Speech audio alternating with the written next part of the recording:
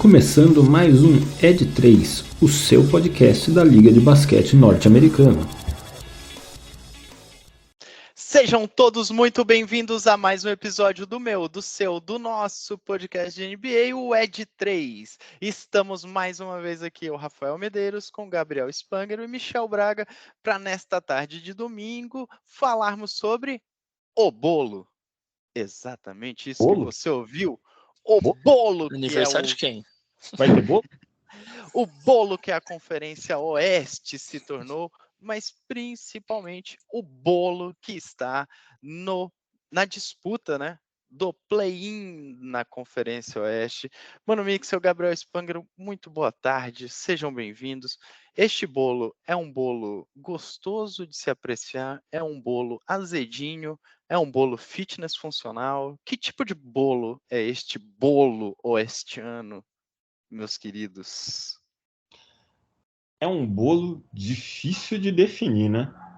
É um bolo que não dá para saber exatamente qual que é o recheio. É um bolo que tem muitas camadas, mas não dá para ter certeza qual camada que vai acabar por cima. É um bolo cheio de... Pra gente que tá aqui de fora, só acompanhando e assistindo, comendo pipoca, é um bolo muito gostoso, né? Mas pra galera que tá lá se degladiando, não deve ser muito bom, né? É um bolo que tem vários times interessantes. Vários times interessantes. Bom, O que sai daí?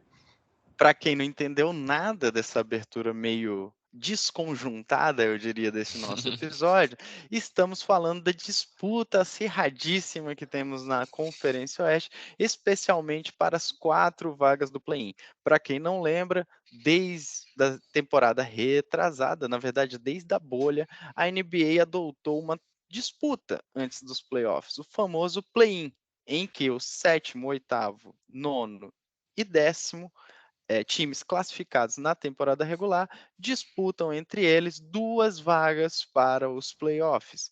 2 vagas diretas, dessa vez para o playoff, e não 4 vagas onde há um torneio intermediário no meio delas.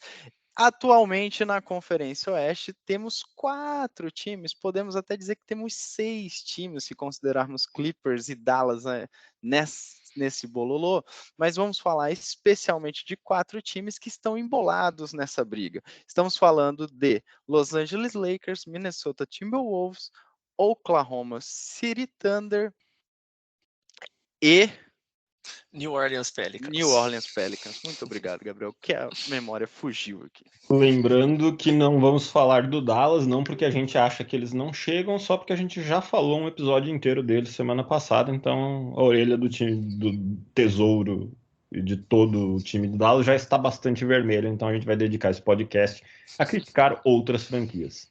Apesar do Dallas ter perdido ontem para o Heat, mesmo com a performance de 42 pontos do Tesouro. Mais uma vez. Com boa vontade a gente poderia até falar do Jazz também, mas acho que o Jazz não quer muito, não. Já não, Não, quer acho que já deu, já deu. Faltando o quê? 3, 4 jogos, né? Não adianta muito. Pro Jazz estão faltando 5 jogos. Faltando 5. Daria. Se ganhar os 5, quase com certeza entra. Muito bem. Seria bem inesperado.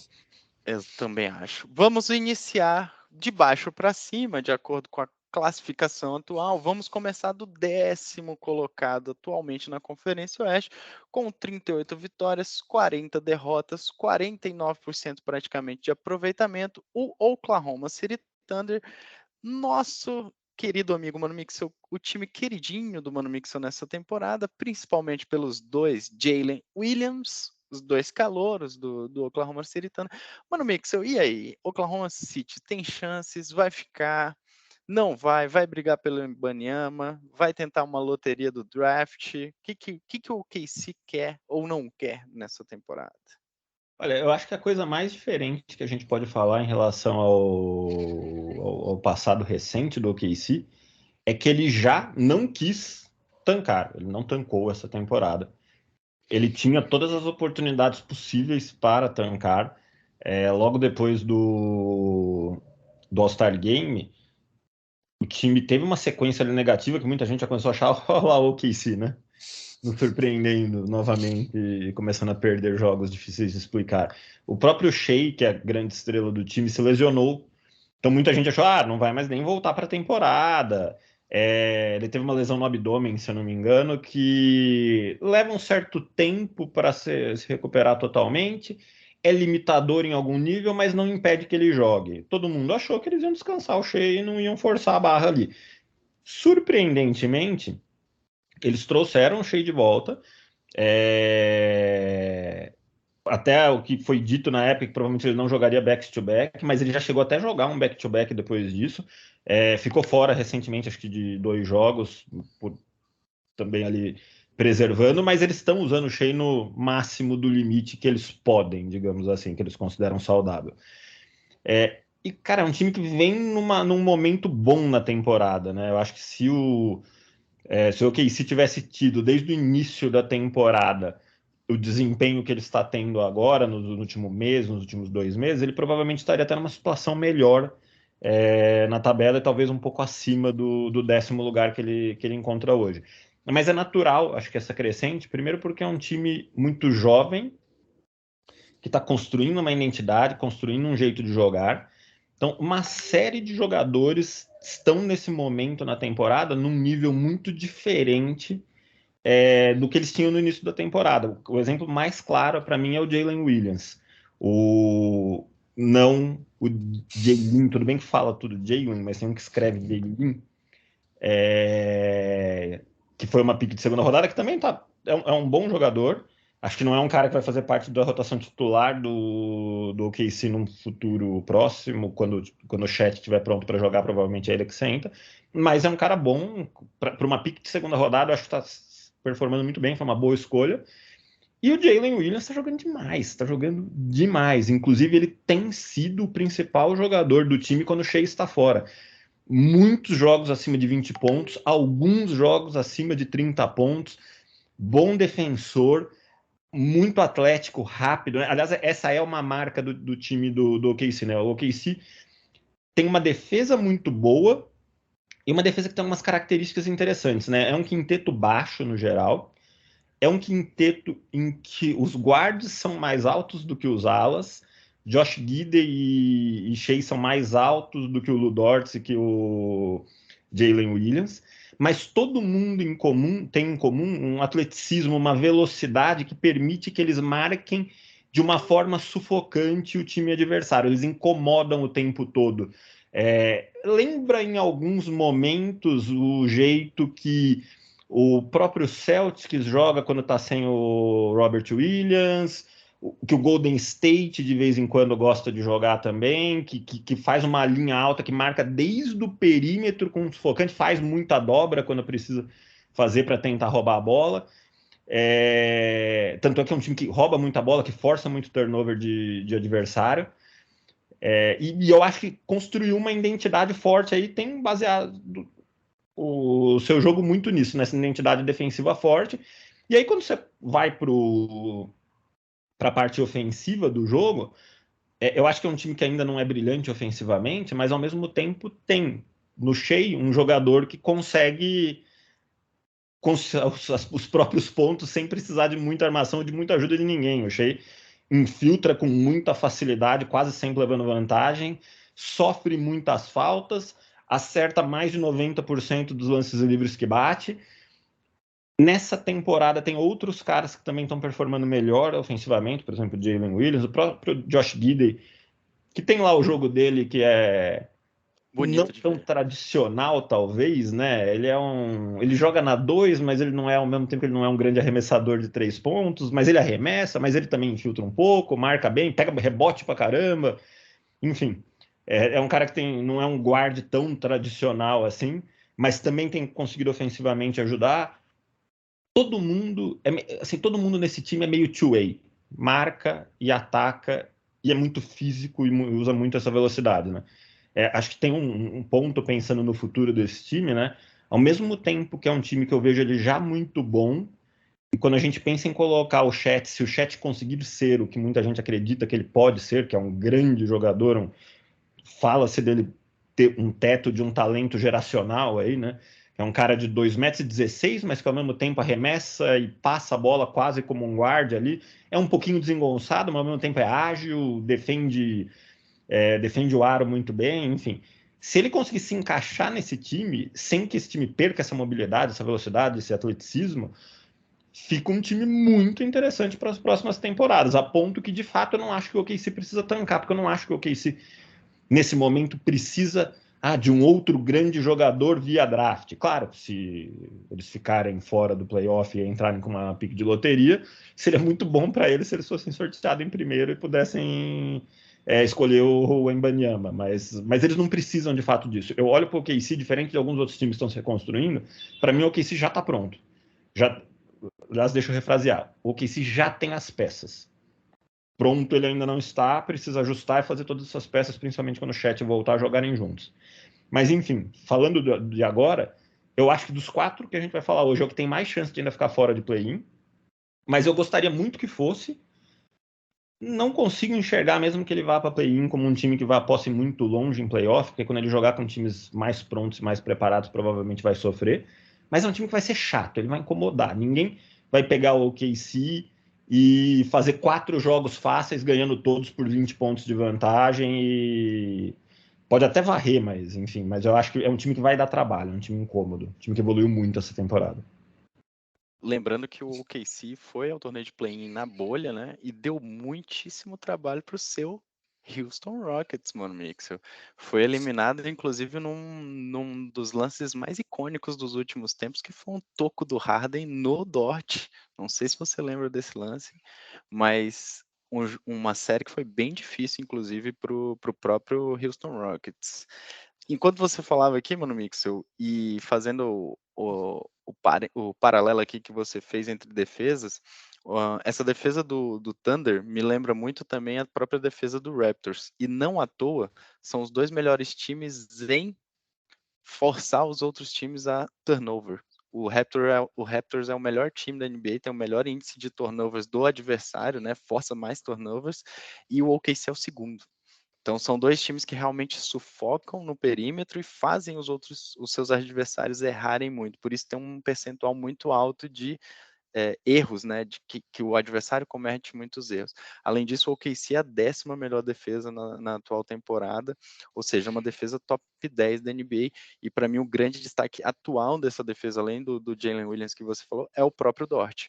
O Dort tem feito marcações individuais em grandes estrelas em vários jogos muito agressiva e muito forte, impossibilitando algumas estrelas. Acho que saiu até faz muito pouco tempo. O OKC pegou 4 jogos em sequência com 4 grandes times do Oeste, ou 4 grandes times da NBA, não lembro agora ao certo.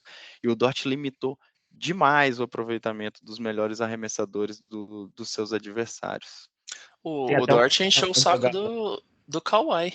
Isso. Simplesmente do Kawhi, que é um excelente defensor, mas também é um ótimo pontuador, né?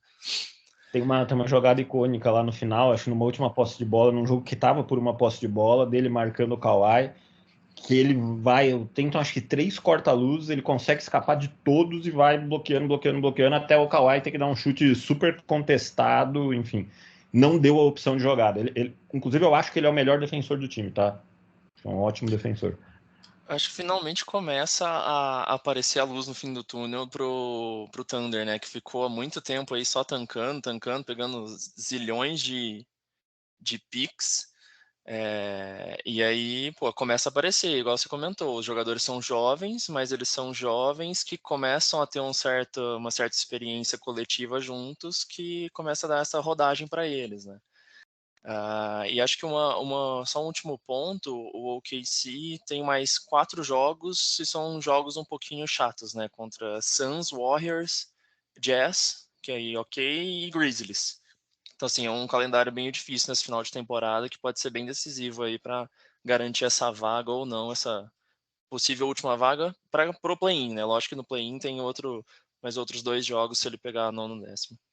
Eu acho que talvez o que joga a favor dele é o realmente aproveitamento muito fraco recente do Dallas. Talvez, mesmo que ele não consiga tantas vitórias assim, pode ser que o Dallas faça menos. O Dallas tá pior ainda. Nunca alguma coisa é tão ruim que não possa piorar, né? Então pode ter alguém pior do que eles que não adianta muito. Eu também acho. A tabela do OKC, para mim, é uma das mais difíceis desses 4 aí. E vai ser uma prova, mas eu concordo muito com o ponto do Mano Mix. Eu acho que não necessariamente é um time pronto, mas é um time estabelecido acho que já chega, né, de tancar. Acho que essa temporada já mostrou isso. Tem uma jovem estrela já que é espetacular, que é o Shai Gilgeous-Alexander, mas tem um elenco de apoio muito, muito, muito bom e muito profundo nesse time do OKC. E uma coisa que eu ia comentar, a gente falou bastante da defesa como um ponto forte hoje desse time, mas o ataque também é um ataque muito exótico de se assistir, né? São 5 jogadores baixos, geralmente, jogadores que se movimentam muito, jogam em qualquer posição, praticamente. Você tem 5 jogadores que meio que jogam abertos, mas jogam em qualquer posição da quadra, que infiltra muito, que vai muito e procura muita infiltração, e que você pensa assim, cara, como que os caras conseguem jogar com um elenco tão baixo? O Mano Mixel deu o exemplo, né? Os dois alas são mais baixos que os 2 armadores. Então, é um time muito diferente de se ver jogar, mas com uma capacidade de atacar muito forte. É o 17º melhor ataque hoje da NBA, Mano Mixel. Então, não está entre os piores ataques da NBA, é um bom ataque, é um ataque que funciona do jeito deles. Pensando até não necessariamente em play-in, mas no longo prazo, me desperta muita curiosidade como é que o Chet encaixa já nesse time. Né? Um cara mais alto, tudo bem que sabe jogar de fora, que sabe espaçar a quadra também muito bem, mas que vai precisar movimentar muito para se enquadrar dentro desse esquema ofensivo. O Dort tem 1,93 e o Jalen Williams tem 1,98. O Shai tem 1,98 também.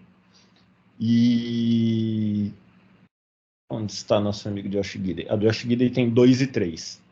Então, são o jogador dos 4 mais alto, Josh Giddey com 2,3, né? O Chet tem 2,16. Ele é 13 centímetros mais alto do que o segundo jogador mais alto. O Jalen Williams, que está jogando de pivô, apesar de não ser exatamente, passa longe de ser um pivô tradicional, tem 2,6 metros. Seria uma altura ali de ala, na verdade, né? Sim. Vamos ver como que o Chet entra e vamos ver como é que o OKC sobrevive a essa tabela tão dura.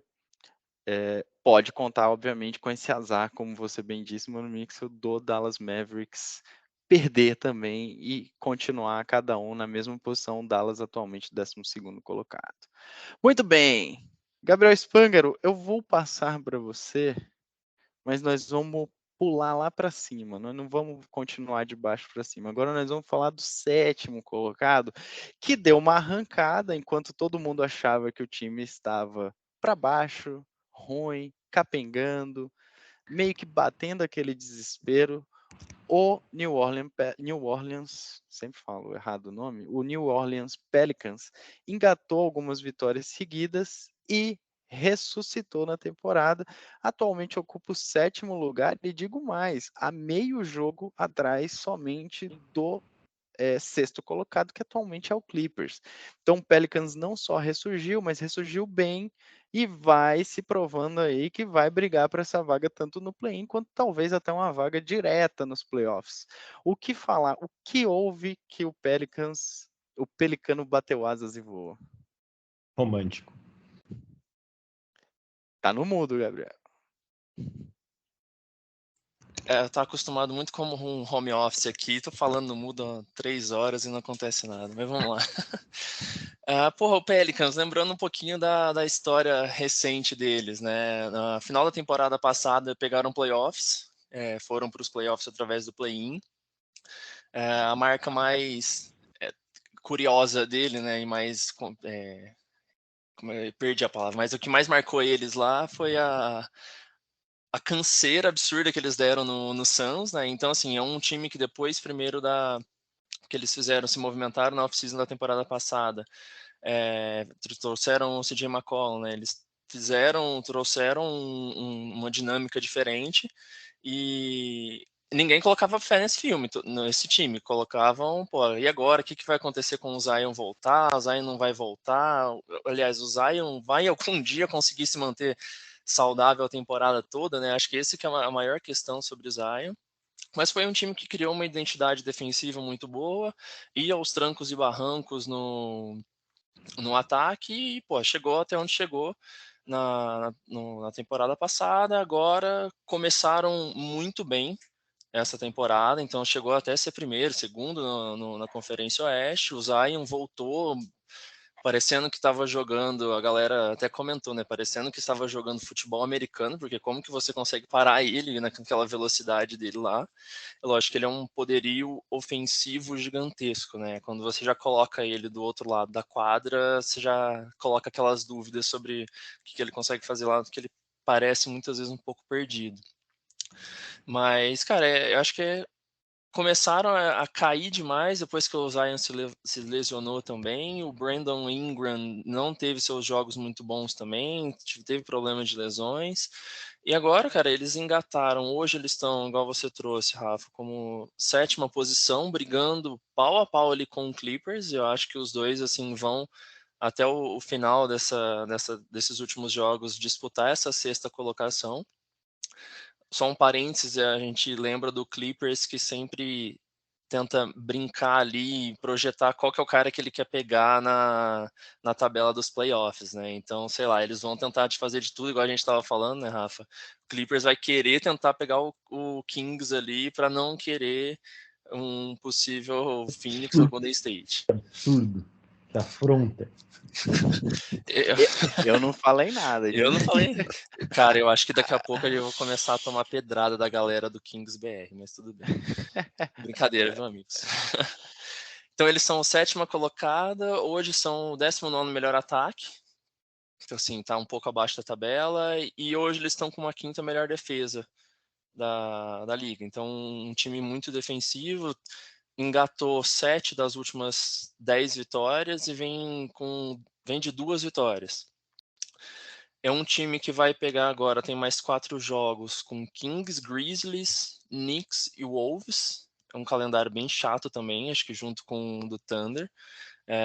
E um dos caras diretos ali, né? Você vai brigar junto com o Wolves, que está na disputa do play-in. Então, assim, eu acho que eles chutam um pouco de 3, né? Não tem um volume muito alto, mas com um aproveitamento ali na média. O Brandon Ingram tem jogado muito e ele tem tido muita participação coletiva, né? Batendo até seus recordes em assistências no jogo, né? Então, assim, acho que eles vão. Apesar de o Zion não estar ainda, né, e provavelmente nem deve voltar nessa reta final aí de temporada, provavelmente eles pegando um playoffs, o Zion deve voltar, mas vão fazer de tudo para brigar aí por essa vaga de play-in. Acho que para mim o que resume muito esse período de instabilidade e, digamos assim, turbulência do Pelicans, essa derrocada, além obviamente das lesões, foi a dificuldade do ataque funcionar. Como você falou, o ataque hoje é o 19º melhor ataque da NBA, não é um dos melhores ataques da A NBA. defesa está muito bem e É, o ataque não, né? e numa temporada em que a gente tem visto que os ataques têm sido cada vez, né, têm sido preponderantes em relação às defesas, né? Então, Perfeito. existe uma dificuldade muito grande de atacar, principalmente no momento em que o time ficou ficou sem o Zion, tá sem o Zion boa parte da temporada, ficou sem o Brandon Ingram durante boa parte da temporada, em alguns jogos ficou sem o CJ McCollum. Então, você não tinha um poderio ofensivo tão grande desse time. Em compensação, você continuava mantendo um núcleo defensivo ali com o Herb Jones, com o Alvarado, com o próprio Valanciunas dando uma proteção de aro, com o Trey Murphy, o terceiro lá, que também não é um mau defensor, é um cara bom e explosivo defensivamente. Esse time conseguiu manter a coletividade defensiva que o Willie Green construiu para ele. Porém, no ataque era muito difícil de assistir o Pelicans. Para quem assistiu os jogos do Pelicans, sem esses caras no ataque, era sofrível demais de ver a dificuldade que havia ou de penetração, ou de chute, ou de acerto de arremesso. Então foi um time que, na minha visão, derrocou muito em função do ataque. Óbvio, o Zion, o Mano Mix falou do chat ser geracional, o Zion é, para mim, um talento muito geracional. Óbvio, não tem conseguido se manter saudável, não tem conseguido ficar presente em quadra. Mas ele desafoga demais esse time do Pelicans ofensivamente, assim como o Brandon Ingram, no momento em que volta da lesão e demora um pouco até ele pegar ritmo e voltar a jogar, o Brandon Ingram vem de jogos absurdos, de média de Exato. muito mais de 30 pontos nos últimos 10 jogos. Então, assim, e não à toa, o Pelicans ganhou 7 dos últimos 10 jogos. Então, no momento em que destravou o ataque desse time, com um cara que também é muito bom ofensivamente, esse time volta a ganhar. Eu acho que é um time que vai, sim, brigar dentro do play-in, vai ter uma tarefa dura dentro do play-in. Eu não acho que o Pelicans vai avançar direto, na minha opinião, a não ser que o Clippers realmente force a barra para ou ser sexto ou ser sétimo. Force a barra, na verdade, para ser sétimo, desculpa. Mas é um time que pode dar trabalho? Pode, mas vai precisar muito destravar o seu ataque. Apesar de ainda ser uma defesa muito excelente. E o que a gente falou, pô, basicamente todos os episódios que a gente vem falar nessa temporada, esse bolo que tá no Oeste, né, cara? Então, eles não poderiam se dado o luxo de perder e cair muito na tabela, porque virou, cara, você perde 2, 3 jogos em sequência, pô, você já caiu pra caramba e já se ferrou na tabela. Sim, Então, a palavra acho que mais chave para acho que toda questão de esporte é a constância, né, cara? Tem que manter pelo menos um nível ali na sua média, um pouquinho acima, obviamente, né, para conseguir chegar o mais longe possível. Eu acho esse time do Pelicans, a gente já falou um pouco dele, eu gosto muito desse time. Mas no Oeste, que é imprevisível, talvez para mim esse seja o time mais imprevisível. Porque se de repente o Zion volta e consegue ficar saudável, que seja pelo período dos playoffs. É meio difícil de acreditar nisso, né, porque eu estava vendo aqui, ele jogou aproximadamente 35% dos jogos do time dele desde que ele chegou na NBA. Significa que de cada 3 partidas, 2 ele fica de fora. Mas enfim, se a gente for acreditar que seja possível que ele fique saudável para os playoffs e jogue a maior parte dos playoffs, cara, com Ingram, com Cedi McCollum, com Zion, e aí a gente tem outros jogadores aqui que compõem uma defesa boa, que apoiam o ataque de alguma maneira, que não conseguem ser protagonistas de um ataque, mas que com esses 3 jogando podem ser peças que colaboram. Eu oscilo de achar, igual a gente achava até pouco tempo, né, que era um time que estava fora praticamente até de play-in, porque estava vindo muito mal. Agora está colado no Clippers em sétimo ali, um jogo de talvez ser o sexto. Para achar que é um time que pode bater de frente com qualquer um, e não é dar trabalho. Eu consigo imaginar esse time inteiro ganhando uma série contra qualquer um do Oeste. Qualquer um. Não me surpreenderia se esse time ficasse saudável e ganhasse a conferência. Coisa que, por mais que, por exemplo, eu gosto, acabei de falar que eu gosto muito do OKC, acho que ele vai dar trabalho. Mas eu não consigo imaginar o OKC ganhando a conferência. Eu não consigo, sinceramente, imaginar o Clippers ganhando a conferência. Eu acho que resta saber o quão esse time vai estar saudável, né, mano? Essa é a grande incógnita. Que é, eu diria até, sim uma incógnita, mas é uma incógnita no sentido de que assim, o esperado é que não esteja. Infelizmente, né? O esperado é que não esteja. A gente pode falar quase a mesma coisa do Clippers, né? Com Kawhi e Paul George. Mas sinceramente, eu acho que todo mundo saudável, eu sou mais do Pelicans. Galera Gosto saudável. mais do Pelicans. É que eu acho que tem uma coisa, e aí é opinião pessoal mesmo, né? Mas de quem acompanha e assiste, especialmente playoff. Eu acho que tem uma coisa tem muita gente lá, né? Você ouve falar, né? Hit culture, a pop culture do San Antonio Spurs. Agora o Golden State Warriors tem a cultura Golden State Warriors e tal. Eu digo, eu atribuiria isso mais à energia. Tipo, eu acho que tem uma coisa de energia no momento dos playoffs que dita muito como determinados times entram e encaram os jogos, ou as séries, né? E eu vejo esse time do Pelicans, se ele consegue resultados positivos ali e vai aos trancos e barrancos, passando e conseguindo, ele cria uma atmosfera, uma energia dentro do time e para fora também, porque a torcida inflama, que é absurda. A gente viu isso acontecendo no ano passado. Esses caras chegaram como os azarões, né, os underdogs da conferência e deram muito trabalho até o final, até serem eliminados.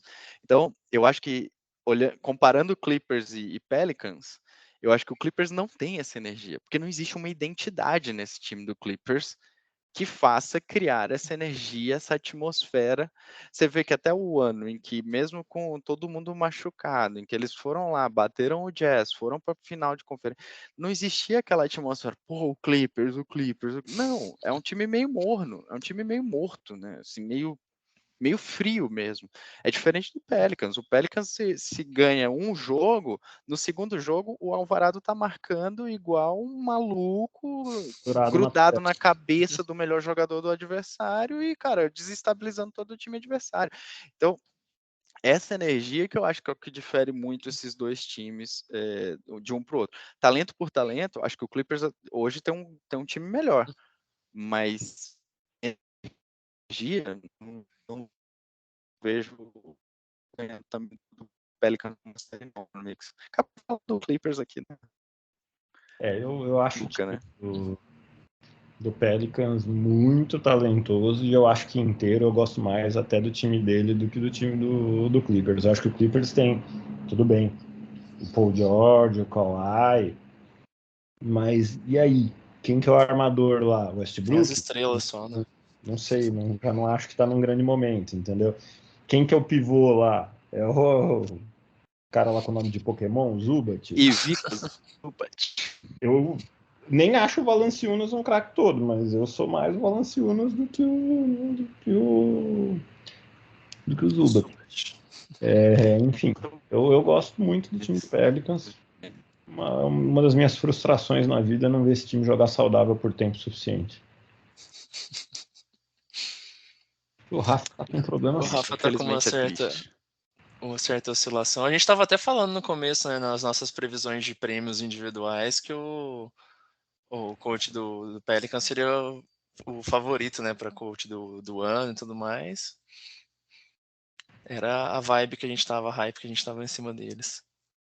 Mas vocês estão me ouvindo bem agora? Agora voltou, agora você voltou. Muito bem, mas o Banguela soltou o cabo de internet. Tava mordendo, cara. O técnico do ano provavelmente Não, né? Light the beam também. Não vou nem falar, mas vamos lá, vamos continuar. Vamos para o próximo time. Agora, voltando para baixo da tabela, vamos falar dos Lobinhos de Minnesota, Minnesota Timberwolves, time que atualmente está em 9º lugar na tabela, com um aproveitamento exemplar de 50%, 39 vitórias, 39 derrotas, faltam 4 jogos também para o Wolves acabar a temporada. Mano Mixel, o que falar do Minnesota Timberwolves? Minnesota, assim, toda a trajetória dele na temporada, tudo que já aconteceu e que ainda vai acontecer com esse time, vai gravitar em torno de um dos grandes eventos da pré-temporada, que foi a troca do Rudy Gobert, né? E muito pelo quanto foi pago mais do que pela troca em si, né?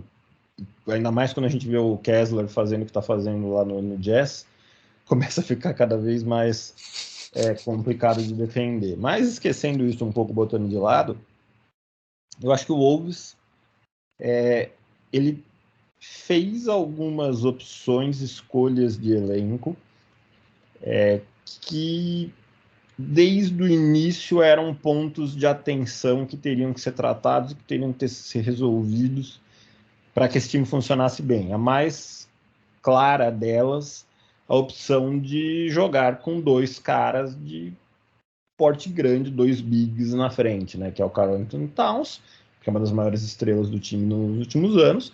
E aí você adiciona o Gobert ali, porque um dos problemas que esse time tinha era proteção de aro, que é uma coisa que o Gobert adicionaria ali. O Gobert é um dos melhores protetores de aro da NBA, né? Foi, talvez, se a gente olhar para o espaço dos últimos anos, foi o melhor nos últimos anos. Mas eram 2 caras que iam ocupar um espaço, talvez em algum momento o mesmo espaço e iam precisar ser encontradas alternativas para fazer esse time jogar. Ajuda o fato de que o Towns é um bom arremessador de 3 pontos, então ele consegue jogar fora do garrafão, espaçando, teoricamente consegue. Mas no primeiro terço da temporada, tudo funcionou muito mal nessa mecânica. Os dois não se entendiam, a armação na mão do D'Angelo Russell não funcionava, há quem diga que nos vestiários o Gobert e o Russell só faltaram se bater fisicamente, porque de resto de ofensa moral, daí para cima teve tudo. Momento Nelson Rubens do Mano Mix. Pois é. Falaram que o Gobert se referia ao Russell com palavras que você não se referiria nem ao seu pior inimigo, Rafael Medeiros. Caso você tivesse inimigos, é óbvio, né? Pessoa maravilhosa como você jamais terá um inimigo. Então, nada dava certo ali. E aí vem a lesão do Towns, que deixa ele fora durante aproximadamente 2 meses. O que talvez, em retrospectiva, tenha sido uma boa coisa para o Timberwolves. Porque sem o Towns, talvez um dos maiores problemas dessa equação ele foi removido. Alguns jogadores tiveram espaço para crescer um pouco, por exemplo, Jaden McDaniels. O próprio Gobert teve um pouco de tempo para se encontrar, se ambientar, melhorar um pouco o nível de basquete que ele estava apresentando, que no começo da temporada era ruim. Teve aí no meio, né, que você falou isso na época, Rafa, uma troca que eu acho que foi importante aqui, que você tira o D'Angelo Russell, coloca o Mike Conley aqui, que além do Mike Conley, quando a gente pensa na ideia de um armador, ele está muito mais próximo do que um armador deve fazer do que o Russell, que é mais um arremessador, adiciona talvez mais pontuação do que o Conley, mas não é um organizador de jogo tão bom, não gosta de ficar tanto tempo com a bola na mão, não funciona tão bem tanto tempo com a bola na mão organizando. Você coloca o Conley aqui, ele funciona muito melhor, ajuda esse time a ficar mais organizado, mais equilibrado, fora que ele já conhece o Gobert, já jogaram juntos muito tempo e se gostavam, tinham uma boa química de jogo desde a época do Utah Jazz. Então a chegada dele também ajuda o Rudy Gobert a render mais. E agora a gente tem, mais recentemente, a volta do Towns nesse contexto de um time que está funcionando muito melhor. Nos primeiros jogos da volta dele, o Timberwolves tem sido um time bastante competitivo. Eu acho que é mais um, hoje, eu classifico como mais um dos bons times do Oeste. Não é um time que eu consigo imaginar sendo contender, sendo campeão do Oeste. Mas, de novo, ninguém vai ter vida fácil na primeira rodada de playoff do Oeste. E quem pegar o Timberwolves também não vai ter. Vai ser um jogo difícil, vai ser um jogo pegado. Com margem para um pretenso favorito ser eliminado. Né? Uma das possibilidades que a gente tem aqui agora é ter uma reedição da primeira rodada do playoff do ano passado, que seria Grizzlies e Wolves, que já foi um jogo muito pegado lá atrás. O Grizzlies ganhou por 4-2, mas foi um jogo bastante pegado. Os dois times ao longo dessa temporada, apesar do Grizzlies obviamente ter feito uma temporada melhor, tanto é que está em segundo, mas os dois times tiveram momentos de oscilação. Se a gente encontra ali nos playoffs o Grizzlies num momento abaixo da média e o Wolves num momento acima da média dele na temporada, embola tudo, né? Tem algumas partidas que a gente vê, né? Poxa, mas nem que o 8º colocado da temporada regular joga o seu melhor basquete e o primeiro da regular joga o seu pior basquete, dá para acreditar que vai acontecer alguma coisa muito diferente. Talvez seja o caso do leste, né? Eu não consigo imaginar o Bucks perdendo pro Bulls, mesmo que seja um momento ruim do Bucks e um momento bom do Bulls. No Oeste pode acontecer, então nesse sentido acho que o Timberwolves não pode desanimar e pode tentar buscar e sonhar com o que quiser. Mas é um time que também termina a temporada, como é a história de praticamente todos os times que estão no play-in, termina a temporada melhor do que jogou durante a temporada quase toda, né? Às vezes a gente vê um time que teve lá em cima o tempo todo e no final da temporada vai caindo e fica no play-in. Todos estes aqui, por mais que eventualmente, aqui se a gente pegar, talvez algum deles já tenha estado mais para cima, acho que não, acho que nem sequer tiveram muito mais para cima. Mas todos esses foram times que vieram crescendo, que estavam mais para baixo, que passaram uma boa parte da temporada fora, inclusive dos 10, e vieram crescendo e estão vivendo seu melhor momento agora. O Timberwolves é o mesmo caso.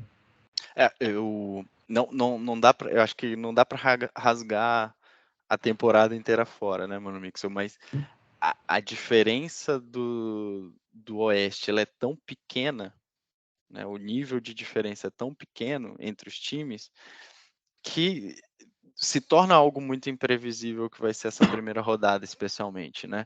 Eu acho que pegar é natural que times que estejam perigando não se classificar comecem a jogar melhor nos últimos jogos da temporada. Isso é muito normal, a gente vê isso quase toda a temporada. Mas o equilíbrio é tão grande que pensar num time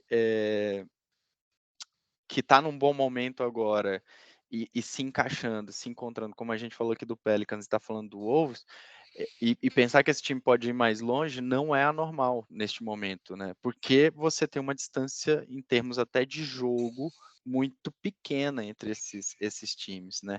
Eu, de todos esses times aqui, dos 4, e até pensando no meu time, o Wolves é o time que eu tenho mais medo de pegar numa primeira rodada.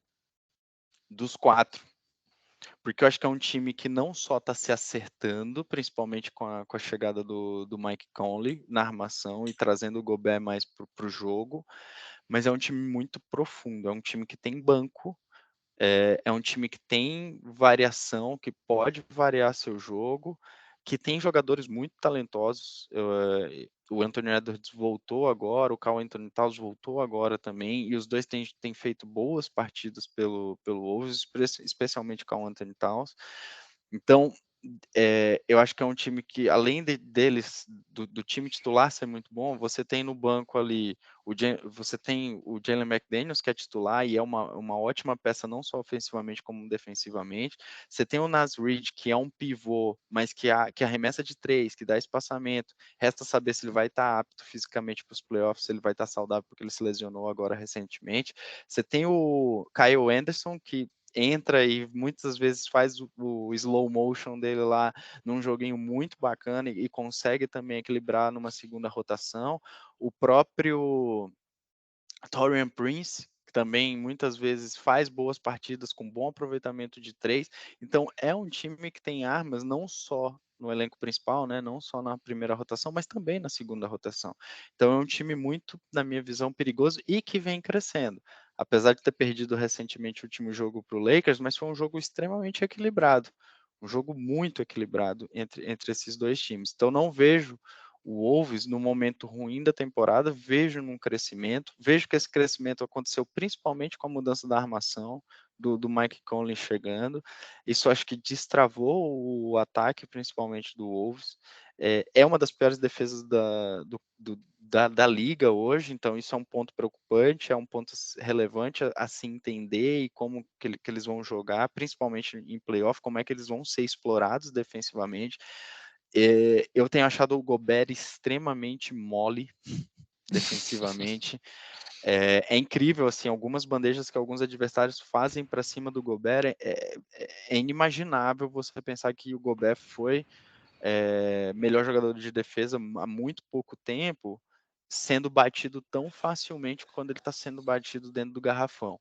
Eu acho Um dado que interessante, essa será a primeira temporada do Gobert, desde a temporada de rookie dele, em que ele vai terminar a temporada com uma média de menos de 2 blocos por jogo. Mano Mix, o mais assustador do que isso é ver a facilidade que estão sendo as infiltrações. No jogo contra o Lakers era muito claro isso. Você via o Gobert sendo batido muito facilmente. Então não dá para acreditar, não é que não dá para acreditar, mas o Gobert não é mais, não tem mostrado ser aquele protetor de área. Ele continua um ótimo reboteiro, isso é fato.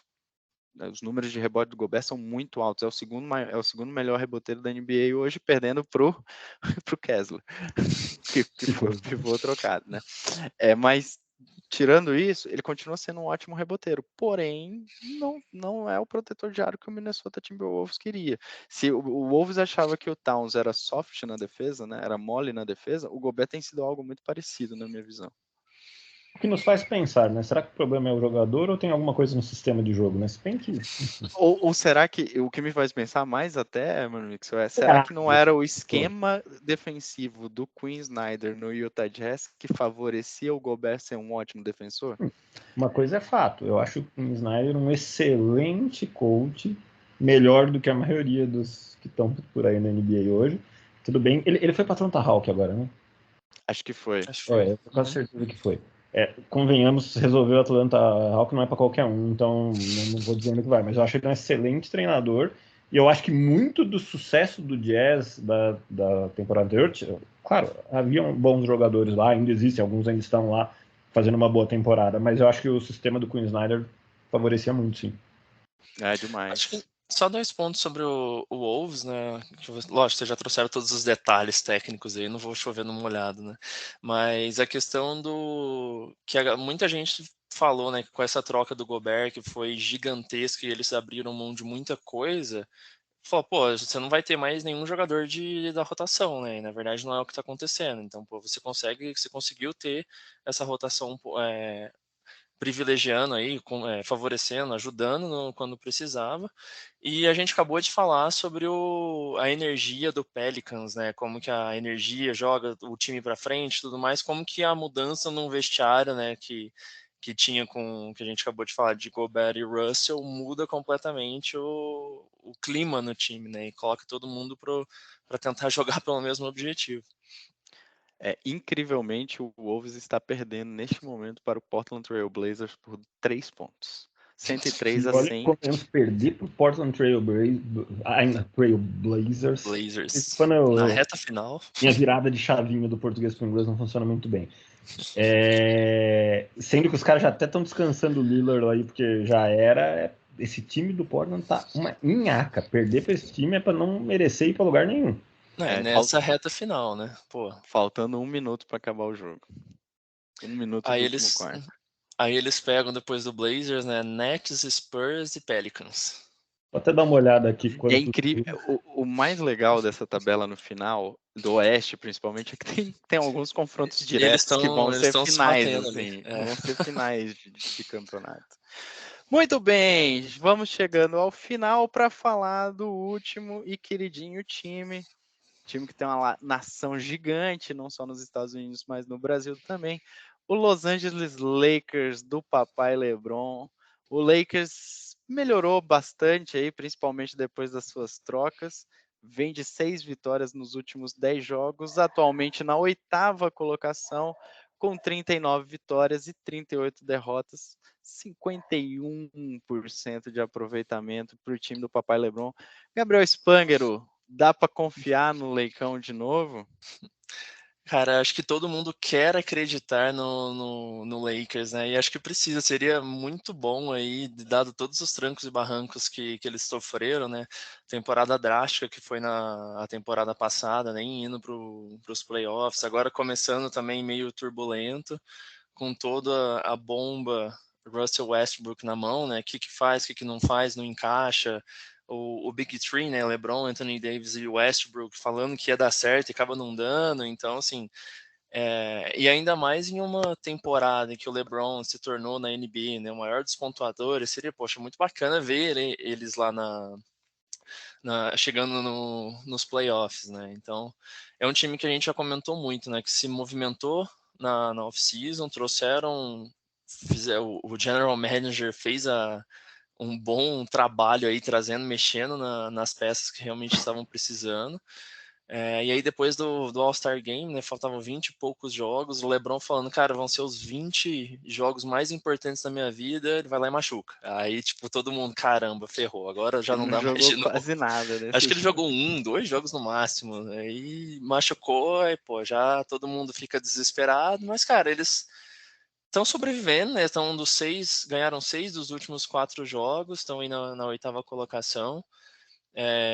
Acho que um cara que foi muito importante para eles chegarem na marca lá dos seus 50%, que tem jogado absurdamente, o Austin Reeves, né? Que até defendeu o papai LeBron em cima do Patrick Beverley com aquela insinuação lá de ser muito pequeno, não vem aqui não.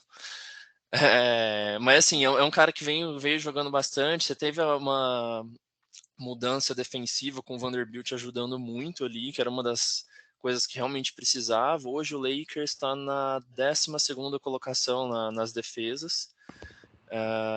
E aí você tem também a troca com o DeAngelo Russell sendo um ótimo parceiro ali junto com o Anthony Davis para parceiro de pick and roll, né?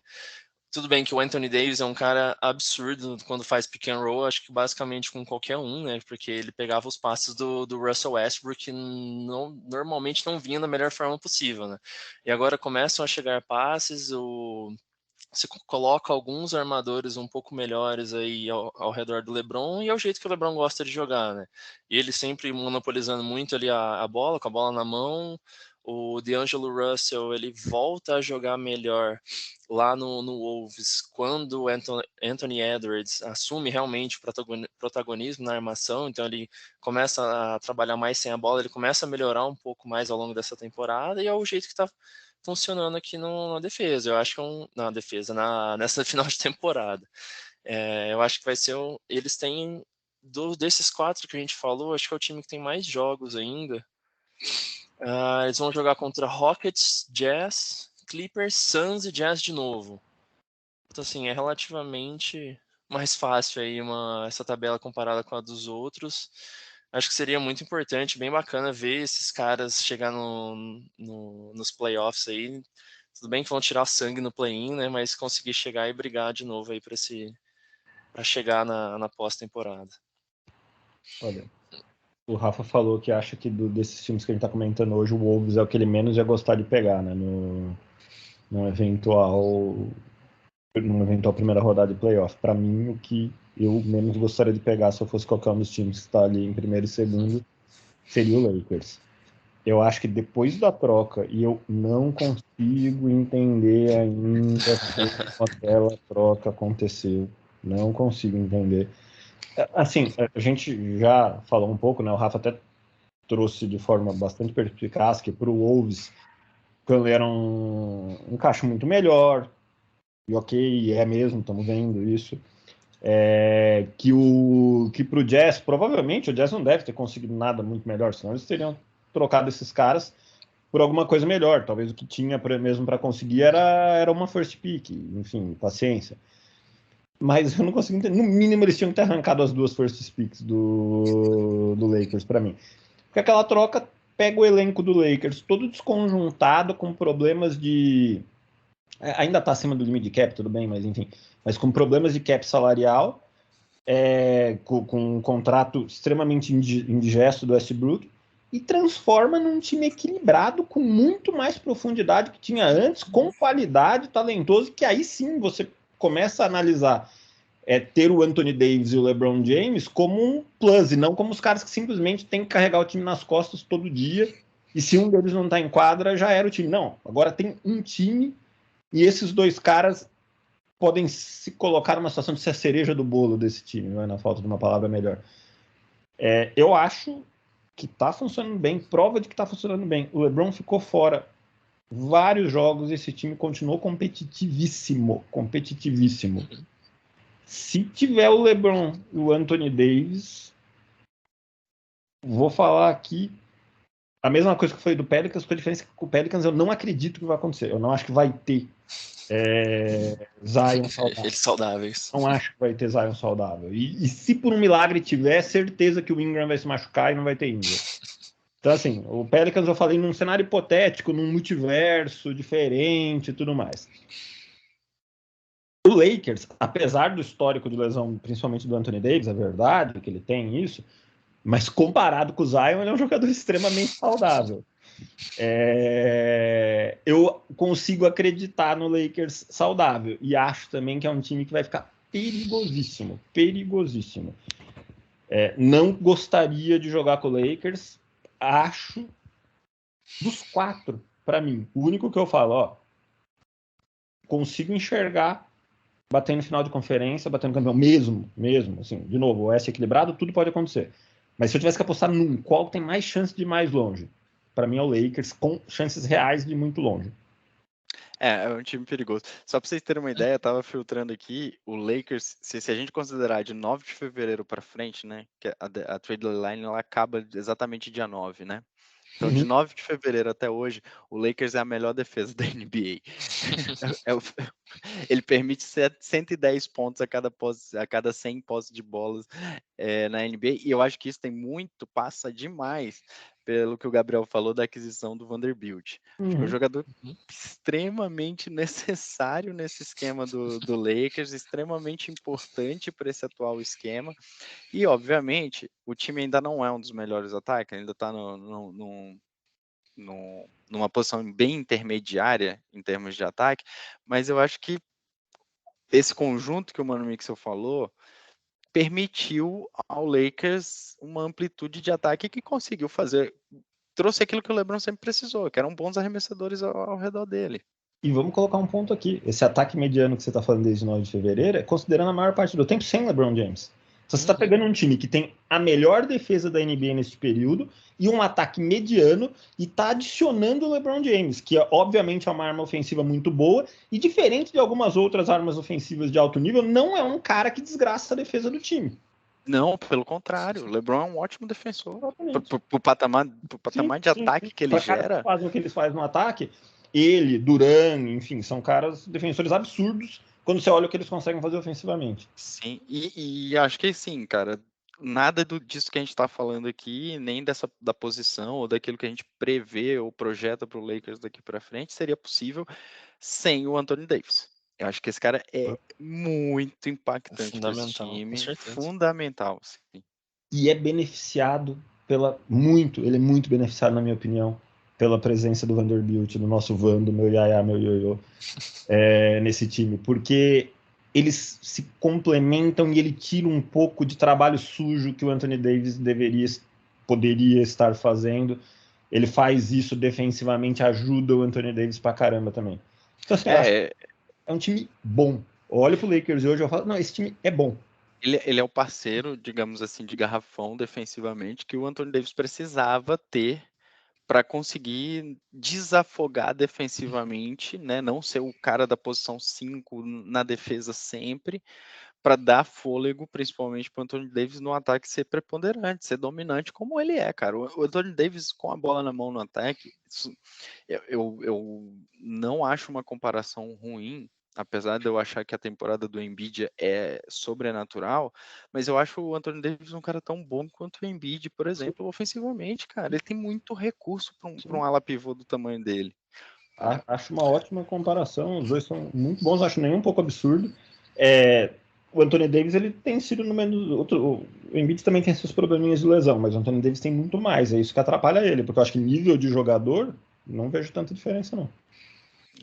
Não lembro onde que eu vi, cara, mas alguém falando que... Cadê? Acho que foi da ESPN. Falando do Anthony Davis jogando como pivô saudável, é candidato forte a MVP ali, vai brigar todo mundo. Então, assim, é um cara realmente muito dominante ali e faz toda a diferença no Lakers. Só precisa estar saudável. Ó, e vou fazer uma afirmação ousada aqui. Mais um. Não é sobre o Lakers exatamente, mas tem a ver com tudo isso. Eu acho que esse Oeste é tão equilibrado, que provavelmente no começo da temporada que vem, ou no meio no off-season, ou talvez até durante playoffs, a gente ou talvez outros podcasts por aí vão ter que cobrir a pauta de será que o Nuggets é um time só de temporada regular?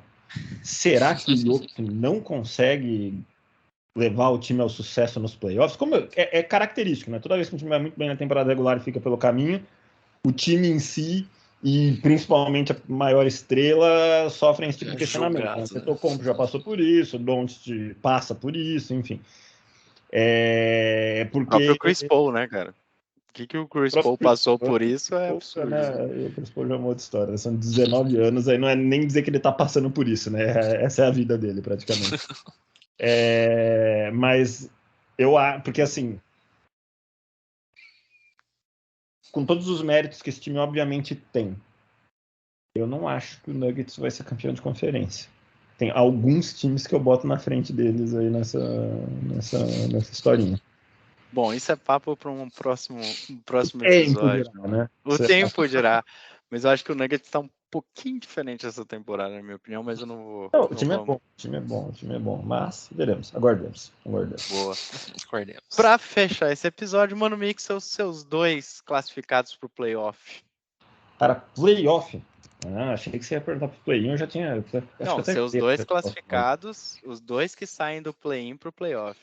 Desses 4 que falamos, principalmente, se quiser botar o Clippers nesse bolo, fique à vontade. Ó, eu vou assumir que o Clippers vai conseguir se manter em sexto. E eu vou assumir que o Utah Jazz e o Dallas não vão chegar, então, na linha do que você falou, tá? Até porque eu tô começando a achar que não vão chegar mesmo. O Dallas não tá querendo se ajudar.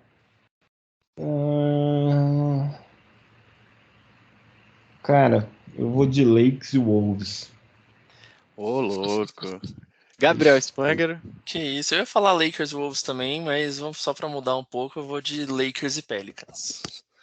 Eu vou de Lakers e Pelicans também, Gabriel. Eu acho que o Pelicans passa, até porque o Wolves acaba de perder pro Blazers. Então, acabou de fechar o jogo. Eu acho que o Pelicans, pela energia, aquilo que a gente falou, esse time é um caldeirão humano. Eu adoraria que fosse Pelicans e Thunder, tá? Seria lindo. Meu coração torcedor pede cama por isso. Muito bem. Mas o Lakers eu tô achando difícil não enxergar ele nos playoffs. Também acho difícil. Meus amigos, destaques finais de vocês dois. Bom, a gente tá na contagem regressiva já faz um tempo, né? Eram 20 jogos, agora 15, 10, faltam 3 jogos basicamente, 4 jogos pra gente chegar nos playoffs, gente. Vamos aí. Destaque final, Água Santa ganhando do Palmeiras.